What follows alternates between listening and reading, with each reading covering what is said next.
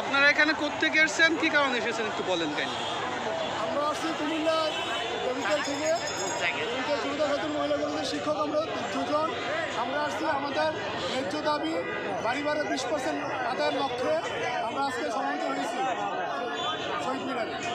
আমাদের দাবি মানতে হবে, 20% বাড়ি ভাড়া দিতে হবে, 1500 টাকার চিকিৎসা ভাতা দিতে হবে এবং এগুলো আমাদের ন্যায্য দাবি।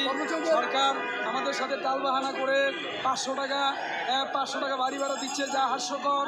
আর যা আমাদেরকে ভিখারি পাইছে, এগুলো চলবে না। এদেশে সবাই সুনাগরিক হিসাবে আমরা সবাই চলতে চাই, বাঁচতে চাই। আমরা শিক্ষকদের পেটের জন্য আমরা শিক্ষাদান সুষ্ঠুভাবে সম্পন্ন করতে পারি না।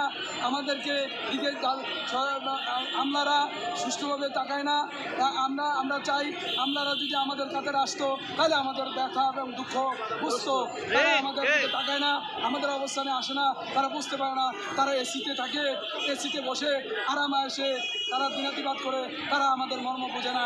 সুতরাং আমাদের 20% বাড়ি ভাড়া ভাতা এবং 1500 টাকা চিকিৎসা ভাতা দিতে হবে, মানতে হবে এবং আমাদের প্রত্যেকটা 30,000 শিক্ষা প্রতিষ্ঠান কর্মবিরতি চলবে এবং ভবিষ্যতে চলবে যতক্ষণ পর্যন্ত প্রজ্ঞাপন জারি না করবে, ততক্ষণ পর্যন্ত আমাদের আন্দোলন চলতে থাকবে ইনশাআল্লাহ।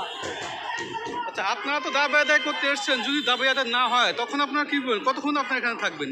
আমরা আপনি লাগাতার চালাবেন? লাগাতারভাবে আমরা চালাবো যতক্ষণ পর্যন্ত দাবি আদায় না হবে। আমরা এখানেই থাকবো ইনশাআল্লাহ। আপনাদের থাকা খাওয়ার কি ব্যবস্থা? আমরা যার নিজের পকেটের থেকে আমরা খাচ্ছি, অনেক কষ্টকর মানবতার জীবনযাপন করছি। আমরা এই খোলা আকাশের নিচে পলিথিন বিছিয়ে আমরা শুয়ে আছি।